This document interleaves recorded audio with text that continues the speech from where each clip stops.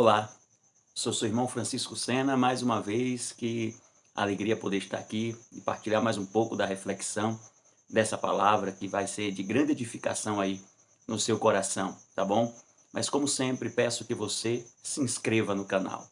Assim você vai estar nos ajudando muito e também dando aí o seu like, você receberá as notificações de novos materiais que serão produzidos e postados aí para a sua edificação, tá bom? Mais uma vez, o meu muito obrigado. Bem, Salmos capítulo 1, do versículo 1 ao 6, diz assim: Bem-aventurado o homem que não anda segundo o conselho dos ímpios, nem se detém no caminho dos pecadores, e nem se assenta na roda dos escarnecedores.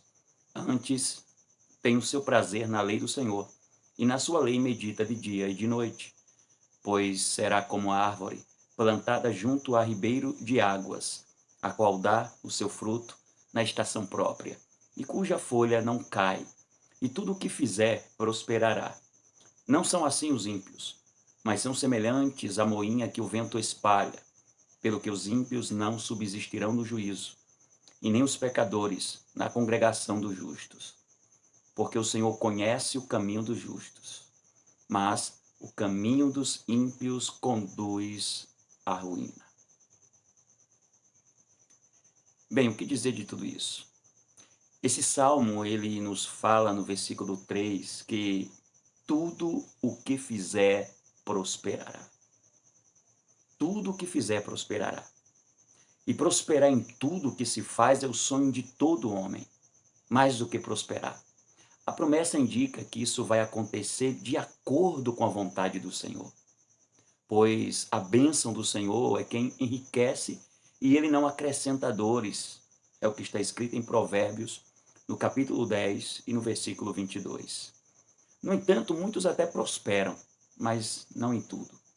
É uma prosperidade muitas vezes concentrada apenas em dinheiro, mas muitas vezes a fim de manter esse fluxo constante do dinheiro, que nos adiantaria ganhar fortunas enquanto as demais áreas estivessem colapsando. A promessa bíblica, ela inclui todas as áreas, como disse, da nossa vida, inclusive as nossas casas. Observem bem o que a palavra de Deus diz. Tua esposa, ela será como a videira frutífera em tua casa. Teus filhos serão como brotos de oliveira ao redor da sua mesa. Não é bonito? Está lá no Salmo 128, no versículo 3. O texto ali, então, aí indica que esse bem-aventurado, além de ser bem-sucedido em ganhar dinheiro, ele poderá ter uma esposa sábia e filhos frutíferos. Como disse, pois nenhuma carreira deve cobrar o preço de sua família ou ministério.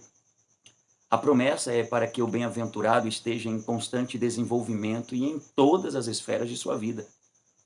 Mas também para que isso aconteça, é necessário praticar a palavra, a fim de cumprir as suas condições. No versículo 3, temos a promessa de que prosperaremos em tudo. Mas é no versículo 1 que nós temos as condições para que isso se cumpra. E é não andar segundo o conselho dos ímpios, não se deter no caminho dos pecadores e nem andar na roda dos escarnecedores. O progresso pessoal, em primeiro lugar, vem de Deus, mas tem muito a ver também com que tipo de pessoas nós nos relacionamos.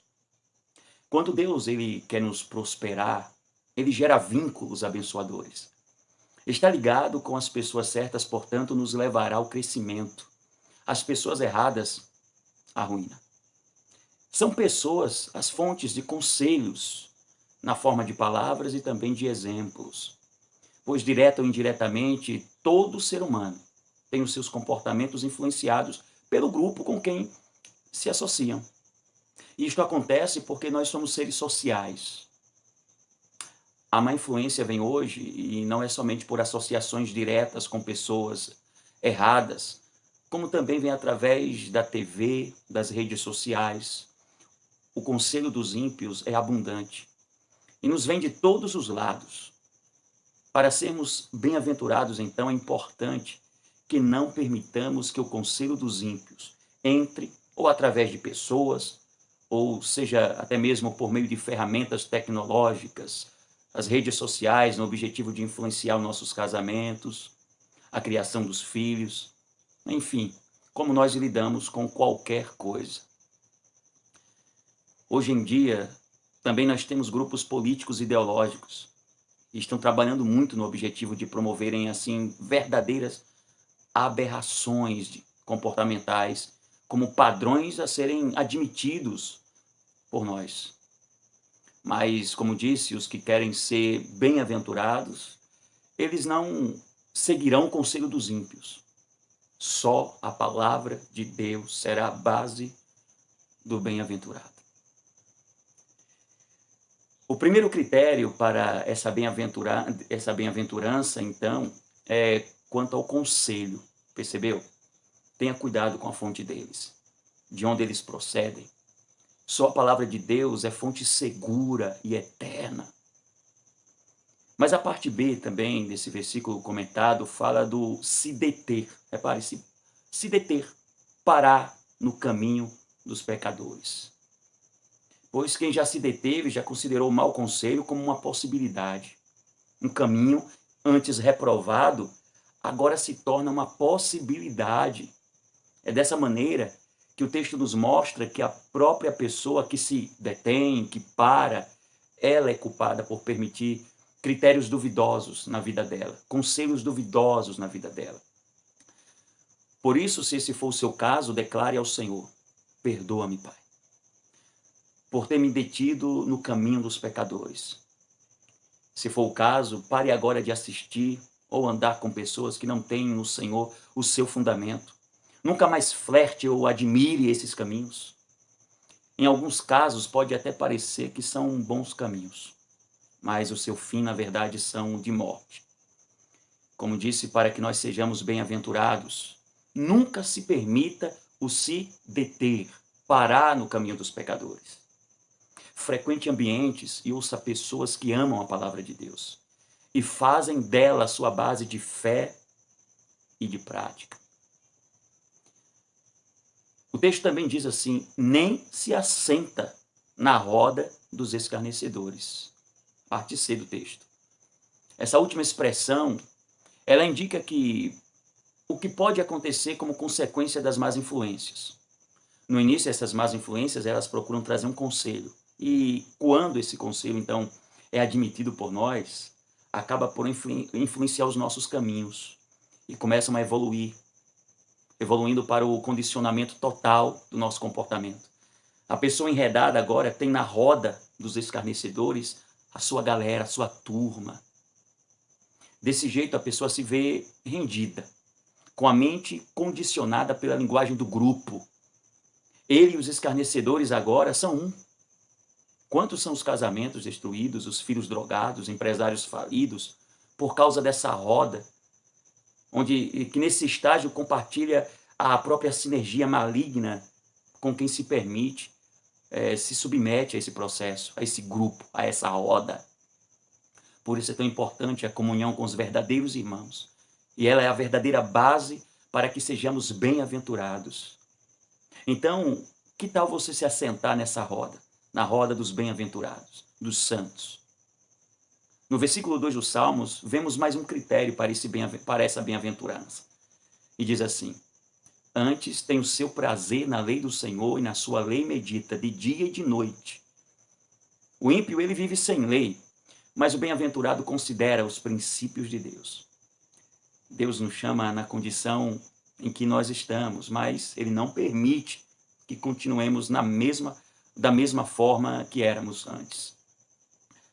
A parte B do versículo 2 diz que um outro critério é meditar de dia e de noite. Esse é um indicativo importante de que não é o que ocupa a nossa mente por um pequeno período de tempo que tem o poder de nos prosperar, mas é aquilo que a ocupa em todo o tempo, de dia e também de noite. Ainda que o bem-aventurado ele possa errar no seu caminhar, no entanto, a mente dele está em todo o tempo considerando o caminho do Senhor. Dessa maneira, ele vai reajustar sua mente e os seus caminhos ao conselho santo do Senhor, pois é o seu prazer. É esses caminhos quem determina o seu padrão e os seus relacionamentos e também com que tipo de roda ele vive. Também está escrito que, pois será como a árvore plantada junto a ribeiros de águas, e a qual dá o seu fruto na estação certa, e cujas folhas não cairão, e tudo o que fizer prosperará. É aí nesse versículo que nós então vemos o resultado de praticar a palavra. Ela afirma que nós prosperaremos. O termo pois será mostra a natureza do bem-aventurado. Ele será como uma árvore plantada. Uma árvore na floresta é a consequência de fenômenos naturais de germinação. Mas quando nós falamos que algo foi plantado, a ideia já remete a um jardim. Existe aí por detrás um determinismo divino, porque ela foi colocada naquela posição pelo jardineiro estrategicamente, e o jardineiro é Deus. A sua decisão de ser um bem-aventurado e praticar a palavra determinará o lugar em que você será plantado pelo divino jardineiro. Ao pensarmos em uma árvore, logo somos também levados a considerar suas raízes, que é a parte oculta, escondida da árvore. Dali é que procede a sua força. Isso também nos ensina que o Senhor quer tratar com a esfera mais profunda do ser do bem-aventurado, onde os olhos dos homens não vê. E por assim dizer, a motivação deixa de ser o reconhecimento externo e passa a ser, de fato, a realidade do Senhor em nossas vidas. Quantos são os que vivem somente em função de serem vistos, de serem elogiados, sem se importarem com o estado dos seus corações, muitas vezes até corruptos? O texto também faz referência ao ribeiro de águas, que significa a ação do Espírito Santo realizando a sua obra no interior do bem-aventurado. O fruto, ele vem manifestando nossa verdadeira identidade como resultado de nos alinharmos com a vontade de Deus. O fruto é a prosperidade naquilo que somos. E quando o que somos prospera, também tudo que nós fizermos prosperará. Lá nos versículos 4, 5 e 6, lá é descrito o destino daqueles que no início queriam ser os nossos conselheiros. Pense, que triste fim para aqueles que se deixaram deter no caminho deles. Desses se diz que são como a moinha que o vento espalha, pois como resolveram não considerar a lei do Senhor, esses sem lei são simplesmente levados por qualquer influência supérflua. O texto assim continua afirmando: eles não subsistirão no juízo, nem os pecadores na congregação dos justos. No início, os Salmos nos adverte do perigo do justo se deter no caminho dos pecadores. Mas observe que agora o texto inverte a ordem, afirmando que, ainda que os pecadores queiram permanecer na congregação dos justos, eles não subsistirão. E isso é porque tem uma questão de natureza por trás. A natureza deles é a natureza dos pecadores, a natureza da transgressão. E, portanto, o conselho deles não é bem-vindo na congregação dos justos. A natureza dele não prevalecerá em nosso grupo. Agora, o conceito dos pecadores deve ser quebrado e o justo se torna o seu conselheiro. Jesus deve se tornar o Senhor para eles, senão não dá para ficar no nosso meio. E, por fim, os Salmos mostra que prosperaremos em tudo o que fizermos. E esse prosperar tem a ver com caminhos, como nós já dissemos.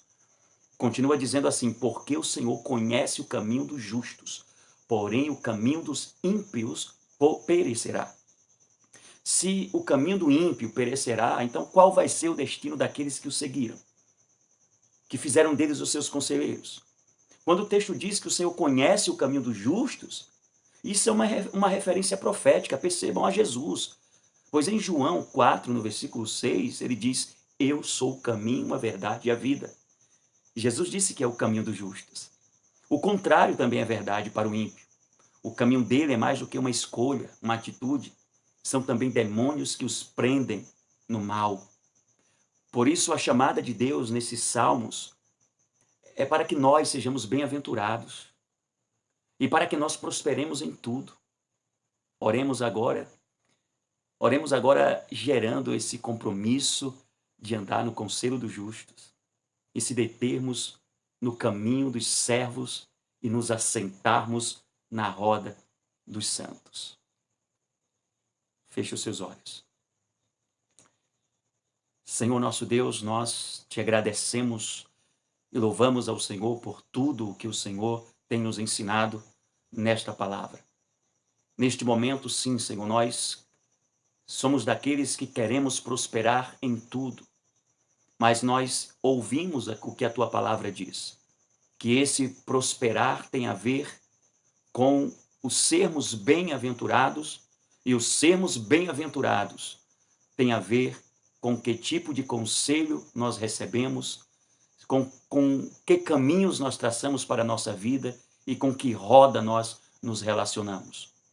E por isso, nesse momento, nós fazemos um compromisso, o compromisso de termos cuidados em todos esses fundamentos, pois nós tornamos, Senhor, o teu conselho em nosso conselho, os teus caminhos determinarão os nossos passos, e nós procuraremos nos assentar com pessoas excelentes, que amam, que temem o seu nome e que fazem dos teus caminhos, Senhor Deus amado, o seu critério de vida. Assim, neste momento, Senhor, nós nos propomos estar dentro dessas condições e que o teu Espírito nos auxilie a prosperarmos em tudo. Nós recebemos, portanto, a graça do Senhor para prosperarmos no poder do nome de Jesus Cristo. No nome de Jesus, Senhor, eu, portanto, nesse momento te dou graças, porque segundo Efésios capítulo 1, versículo 3, o Senhor já nos abençoou com toda a sorte de bênçãos nas regiões celestiais em Cristo Jesus. Amém. Tá bom? Então, assim, mais uma vez, eu deixo esse material. Não se esqueça de partilhá-lo com muitas outras pessoas. Elas também serão ricamente abençoadas. Para você, fica a paz e um grande abraço.